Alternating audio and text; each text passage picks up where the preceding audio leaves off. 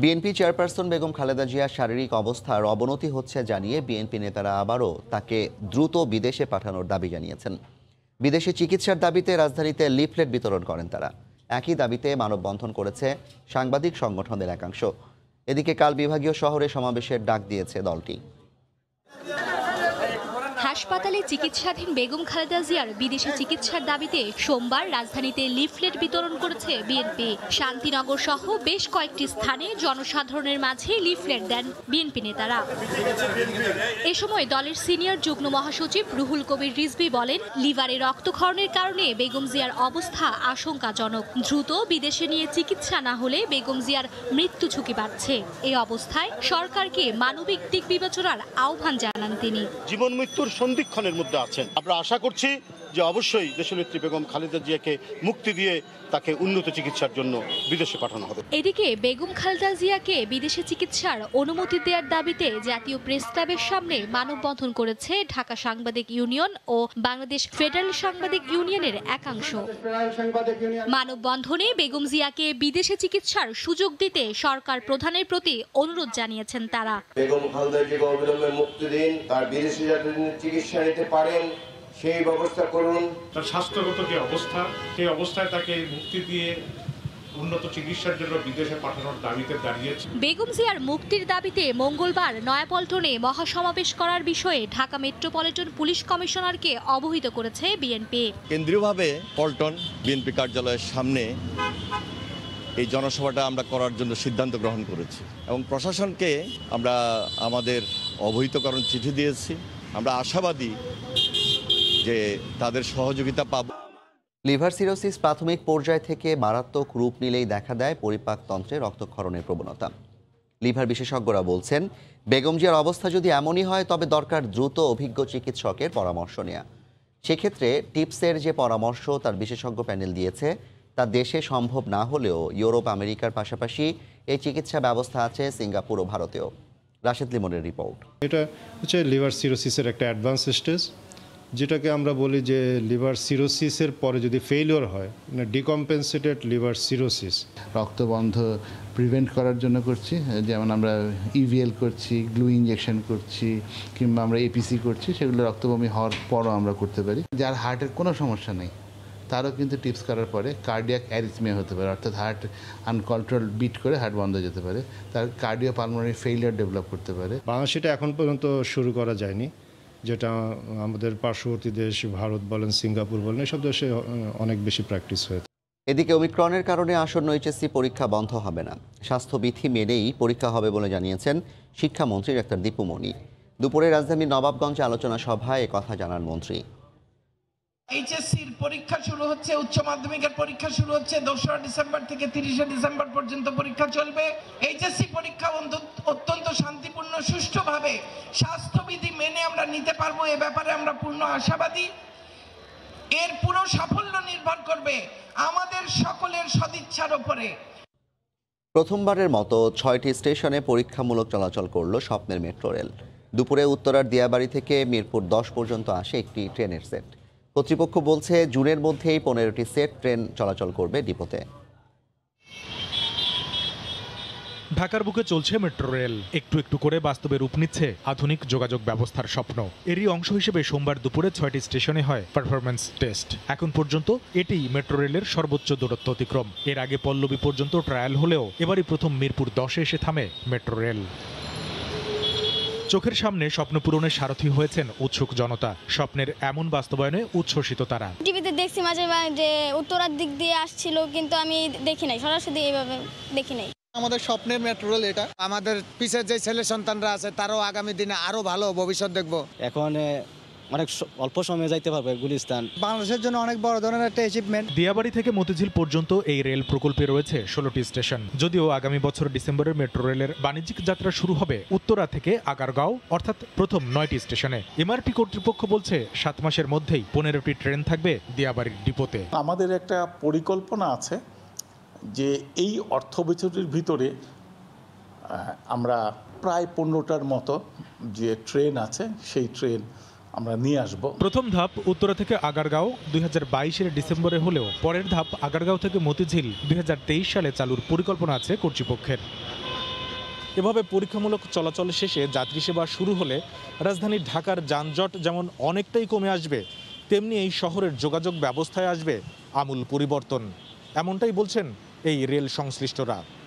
কামরুল হাসান সবুজ, সময় সংবাদ, ঢাকা।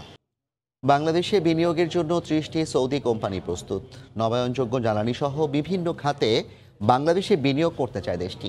বিকেলে রাষ্ট্রীয় অতিথি ভবন পদ্মায় ব্রিফিংয়ে কথা জানান পররাষ্ট্রমন্ত্রী ডাক্তার AK আব্দুল মোমেন। আমরা বাংলাদেশে সৌদি আরবের বেসরকারি খাতের বিনিয়োগ আগ্রহ নিয়ে কথা বলেছি। 30টি সৌদি কোম্পানি বাংলাদেশে বিনিয়োগ করতে চাই, যেটি বাংলাদেশের আকর্ষণীয় বিনিয়োগ পরিস্থিতির নিদর্শন। আমরা বাংলাদেশের বিভিন্ন উন্নয়ন প্রকল্পে অর্থায়ন ও সহযোগিতার হাত আরও বাড়াতে চাই। আমাদের বিভিন্ন রকম দ্বিপাক্ষিক এবং দ্বিপাক্ষিক মাল্টিল্যাটারাল ইস্যু আমরা আলাপ করেছি, and we are very happy. এবং উনিও ওনার দল সবাই খুবই উদ্গ্রীব যে আমাদের দেশে এই যে নতুন উন্নয়নের সুযোগ এসেছে, ইনভেস্টমেন্টের বিনিয়োগের সুযোগ এসেছে, সেইগুলোতে তারা আমাদের সাথে কাজ করবে, এবং দ্যাটস দ্য বিউটি। এদিকে চট্টগ্রামে শেখ মুজিব শিল্পনগর পরিদর্শন করে বিনিয়োগে আগ্রহের কথা জানিয়েছে সৌদি প্রতিনিধি দল। দুপুরে মিরসরাই অর্থনৈতিক অঞ্চলের সাথে যোগাযোগ ব্যবস্থা দেখে সন্তোষ জানান তারা। পার্থপ্রতিম বিশ্বাসের রিপোর্ট। চট্টগ্রামের মিরসরাই সীতাকুণ্ড উপজেলা এবং ফেনী সোনাগাজী উপজেলার বিস্তৃত প্রায় 30,000 একর জায়গার উপর গড়ে উঠছে বঙ্গবন্ধু শেখ মুজিব শিল্পনগর, যেখানে ইতোমধ্যে 23 বিলিয়ন মার্কিন ডলারেরও বেশি বিনিয়োগ নিশ্চিত হয়েছে। সোমবার সকালে মিরসরাইয়ের শিল্পনগরে হেলিকপ্টারে করে আসেন সৌদি আরবের যোগাযোগ ও লজিস্টিক সেবা মন্ত্রী প্রকৌশলী সালে নাসের আল জাসের সহ 12 সদস্যের প্রতিনিধি দল। প্রস্তাবিত 300 একর জায়গা পরিদর্শন করে সৌদি মন্ত্রী সাংবাদিকদের বলেন, বঙ্গবন্ধু শেখ মুজিব শিল্পনগরে সৌদি প্রতিষ্ঠানগুলো বিনিয়োগ করতে আগ্রহী। বাংলাদেশে বিনিয়োগে সৌদি সরকার আগ্রহী। আমরা এই জায়গাটি পরিদর্শন করে খুশি। সৌদি আরবে নিযুক্ত বাংলাদেশের রাষ্ট্রদূত জাভেদ পাটোয়ারি জানান, বাংলাদেশে কয়েক বিলিয়ন ডলারের বিনিয়োগের আশ্বাস দিয়েছে সৌদি আরব। বিশাল দিগন্ত উদ্বোধন হয়ে যাচ্ছে, যেটাতে সৌদি ইনভেস্টমেন্ট এখানে আসবে, হয়তো কয়েক বিলিয়ন ডলারের ইনভেস্টমেন্ট এখানে আসবে বলে আমরা আশা করছি। তারা আমাদের কর্মকাণ্ড দেখে সন্তোষ প্রকাশ করেছেন এবং আমাদের যে প্রসপেক্টগুলো আমরা তুলে ধরেছি তাদের সামনে, সেটা নিয়ে তারা বেশ সন্তোষ। আগামী বছরের শুরুতে অর্থনৈতিক অঞ্চলে 3টি প্রতিষ্ঠান পুরোদমে কাজ শুরু করবে। সবাই যদি এখানে বিনিয়োগ করেন, 15 লাখ মানুষের কর্মসংস্থানের সৃষ্টি হবে। বঙ্গবন্ধু শেখ মুজিব শিল্পনগর থেকে পার্থপ্রতিম বিশ্বাস, সময় সংবাদ, চট্টগ্রাম। উচ্চ আদালতে করা রিট আবেদন নিষ্পত্তি হওয়ার পরই সেট টপ বক্স বসানোর বিষয়ে কাজ শুরু হবে বলে জানিয়েছেন তথ্য ও সম্প্রচার মন্ত্রী ডক্টর হাসান মাহমুদ। দুপুরে সচিবালয়ে কেবল অপারেটরদের সঙ্গে বৈঠক শেষে মন্ত্রী কথা জানান। এর আগে মন্ত্রণালয়ের পক্ষ থেকে বলা হয়েছিল, গ্রাহক প্রান্তে সেট টপ বক্স না বসালে 30 নভেম্বরের পর থেকে ঢাকা ও চট্টগ্রামে স্যাটেলাইট চ্যানেল দেখা যাবে না। সেই বিজ্ঞপ্তি চ্যালেঞ্জ করে সম্প্রতি উচ্চ আদালতে রিট করেন এক গ্রাহক। এর পরিপ্রেক্ষিতে আদালত আরও 1 মাস সময় বাড়ানোর আদেশ দেন। মন্ত্রী আরও জানান, স্থগিতাদেশ প্রত্যাহারে মন্ত্রণালয় কাজ করছে।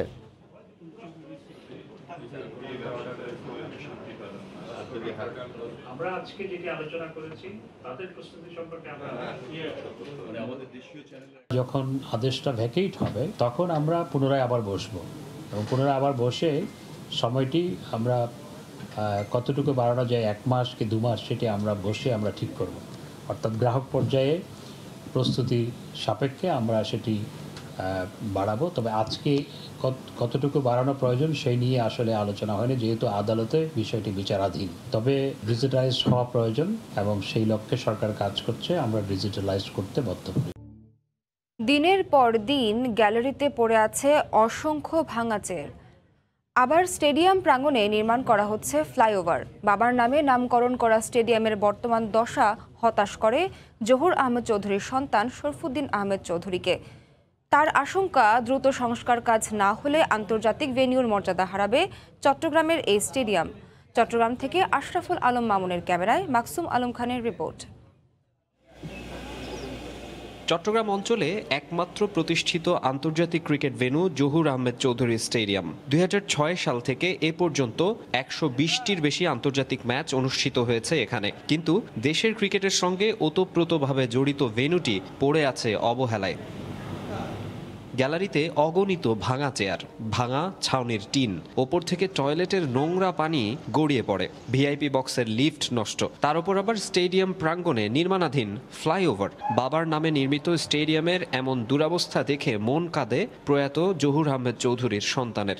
স্টেডিয়ামের যে একটা আভিজাত্য, ওই আভিজাত্য বলে কিছুই নেই, মনে হচ্ছে যেন অজপাড়াগায়ের একটা স্টেডিয়ামে আমরা এখন দাঁড়িয়ে আছি। সবচেয়ে দুঃখ লাগে, আমার বাবা মুক্তিযুদ্ধের একজন সংগঠক ছিল, জাতির জন্য সবার জন্য করে গেছেন, তার স্মৃতি বিজড়িত স্টেডিয়াম। চলমান সিরিজের প্রথম টেস্টে ভেন্যুর বেহাল দশা দেখেছে সফররত পাকিস্তান। ক্রিকেট বিশ্বে ভাবমূর্তি যাতে আরও নষ্ট না হয় তা নিশ্চিতে জাতীয় ক্রীড়া পরিষদ, বিসিবি আর চট্টগ্রাম জেলা ও বিভাগীয় ক্রীড়া সংস্থাকে উদ্যোগী হওয়ার পরামর্শ এই সংগঠকের। আমি এনএসসির সংশ্লিষ্ট যারা আছেন, ক্রীড়া সচিব সহ সবাইকে বলবো, আপনারা এগিয়ে আসুন এই স্টেডিয়াম রক্ষার জন্য, না হলে অচিরে এই স্টেডিয়ামটি অকেজ হয়ে যাবে এবং এখানে বিদেশিরা আসলে তারা চাইবে না যে এখানে কোনো সিরিজ হোক। মুক্তিযুদ্ধে অসামান্য অবদান রেখেছিলেন জহুর আহমেদ চৌধুরী। তার প্রতি সম্মান রেখেই স্টেডিয়ামকে পুনরুজ্জীবিত করা হবে শিগগিরই, আশা পরিবারের। মানুষকে। মাকসুম আলম খান, সময় সংবাদ, চট্টগ্রাম। পর্দা নামলো উত্তর আমেরিকার বাংলাদেশিদের সবচেয়ে বড় উৎসব ফোয়ারার 35তম আসরের। স্থানীয় সময় রোববার সম্মেলনের শেষ দিনে হাজারো দর্শক জড়ো হন। বাংলাদেশের সংস্কৃতি ও ঐতিহ্যকে তুলে ধরা হয়েছে 3 দিন ব্যাপী উৎসবে। আগামী বছর ফোবানা সম্মেলন অনুষ্ঠিত হবে ইলিনয় অঙ্গরাজ্যের শিকাগোতে। যুক্তরাষ্ট্রের ওয়াশিংটন ডিসি থেকে হাসানুজ্জামান সাকির রিপোর্টে বিস্তারিত। যুক্তরাষ্ট্রে ফোবানা সম্মেলনের শেষ দিনেও ছিল বাংলাদেশি ও প্রবাসীদের মনোমুগ্ধকর পরিবেশনা। ওয়ার্দা রিহাব ও সাদিয়া ইসলাম মোয়ের নৃত্য পরিবেশনা মন কেড়েছে দর্শকদের। 3 দিনের উৎসবে সাবিনা ইয়াসমিন, রিজিয়া পারভিন, রবি চৌধুরী ও তাহসানের গানে মেতেছিলেন প্রবাসী বাংলাদেশিরা। যুক্তরাষ্ট্রের স্থানীয় সংগঠনগুলোর সাংস্কৃতিক পরিবেশনাও ছিল দৃষ্টিনন্দন। গান গেয়েছেন শশী, শাহ মাহবুব, বকুল, শামীম সিদ্দিকী, রোকসানা মির্জা। শেষ দিনে ফোবানার এক্সিকিউটিভ কমিটির নির্বাচন অনুষ্ঠিত হয়। এতে বিনা প্রতিদ্বন্দ্বিতায় রেহান রেজা চেয়ারম্যান এবং মেম্বার সেক্রেটারি পদে নির্বাচনে বিজয়ী হন মাসুদ রব চৌধুরী। নির্বাহী কমিটির সভায় আগামী ফোবানা সম্মেলন ইলিনয় অঙ্গরাজ্যের শিকাগো শহরে অনুষ্ঠানের সিদ্ধান্ত হয়। লাল সবুজ পতাকা আর বাংলাদেশের জাতীয় সঙ্গীতের মধ্য দিয়ে পর্দা নামে federation of Bangladesh associations in north America ফোবানার 33তম আসরের। হাসানুজ্জামান সাকি, সময় সংবাদ, ওয়াশিংটন ডিসি। রেলের উন্নয়নের সঙ্গে সঙ্গে এ খাতে রংপুর অঞ্চলের মানুষের বঞ্চনা যেন বাড়ছে। একে একে লোকাল ট্রেনগুলো বন্ধ করে দেয়ায় গণমানুষের বাহন হিসেবে পরিচিতি হারিয়ে ফেলছে রেল। লোকাল ট্রেন কমলেও আন্তনগর ট্রেনের সংখ্যা বাড়ানোর দাবি কর্তৃপক্ষের। লোকবল সংকটে কিছুটা সমস্যার কথা স্বীকার করলেও ভুক্তভোগীরা তুলছেন ব্যবস্থাপনায় ত্রুটির অভিযোগ। তারিকুল ইসলামের ক্যামেরায় রতন সরকারের রিপোর্ট। শুধুমাত্র রংপুর, কুড়িগ্রাম, লালমনিরহাটের মধ্যে একসময় 16 জোড়া লোকাল ট্রেন চললেও শেষ পর্যন্ত 10 জোড়া চালু ছিল। সম্প্রতি আরও 4 জোড়া বন্ধ হওয়ায় চলছে মাত্র 6 জোড়া ট্রেন। লালমনিরহাট ডিভিশনের 80টি স্টেশনের মধ্যে বন্ধ হয়ে গেছে 19টি। কর্তৃপক্ষের উদাসীনতায় কমেছে রাজস্ব আদায়। যথেষ্ট টিকিট কাটি কোন বালা। আমাদের আউলিয়াগঞ্জ স্টেশন আছে কিন্তু কোনো প্রকার টিকিট মাস্টার নেই, টিকিট কাটি নাই।